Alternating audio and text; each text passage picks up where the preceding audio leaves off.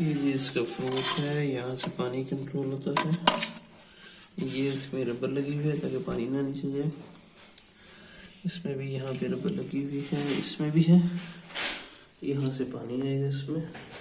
ये इसका नट है, ये सेपरेट है, इसमें टैंक, और ये चीज़ सेपरेट है।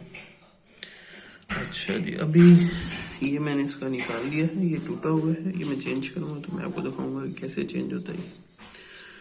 ये सी रबर है इसमें भी, तो यहाँ पे 1 2 3 4 और ये 5वीं ये भी रबर लगी हुई है। चलो जी।